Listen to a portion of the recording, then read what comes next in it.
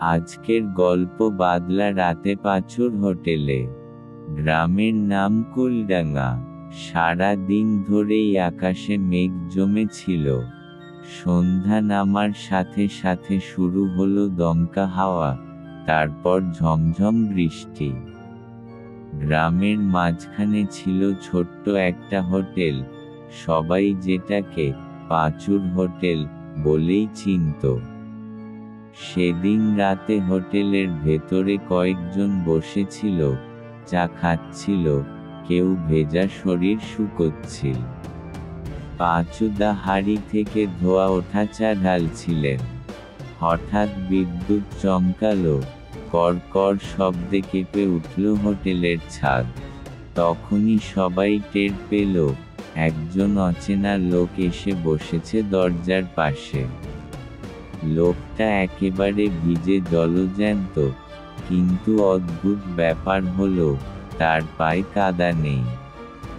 পাঁচুদা জিজ্ঞেস করলেন, ওরে বাবু, এই ঝড়ে এদিকে আসলে কিভাবে?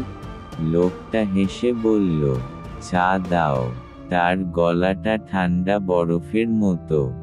চা এগিয়ে দিতেই দেখা গেল, ধোয়া ওঠা কাপটা তার ঠোঁটে ছোঁয়াচ্ছে না, অথচ চা অর্ধেক কমে যাচ্ছে।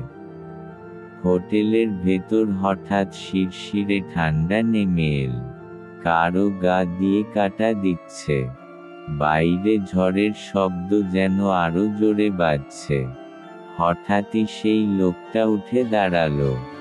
বিদ্যুৎ চমকালোর সাথে সাথে সবাই দেখল, তার চোখ লাল জ্বলছে, আর পায়ের নিচে কোনো ছায়া নেই।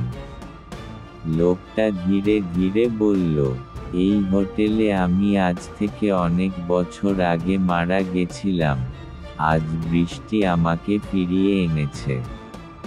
এই কথার সাথে সাথে এক ঝলক বজ্রপাত। আলো নিভে গেল। মুহূর্তের মধ্যে যখন আবার আলো ঝালানো হলো, তখন হোটেলে সেই অচেনা লোকটার আর কোনো চিহ্ন নেই। শুধু ভেজা মেঝেতে জলের দাগ, যা ধীরে ধীরে মিলিয়ে যাচ্ছিল। সেদিন থেকে গ্রামে সবাই বলে, বাদলা রাতে পাঁচুর হোটেলে বসলে কখন যে অচেনা অতিথি এসে পড়ে, তা কেউ জানে না।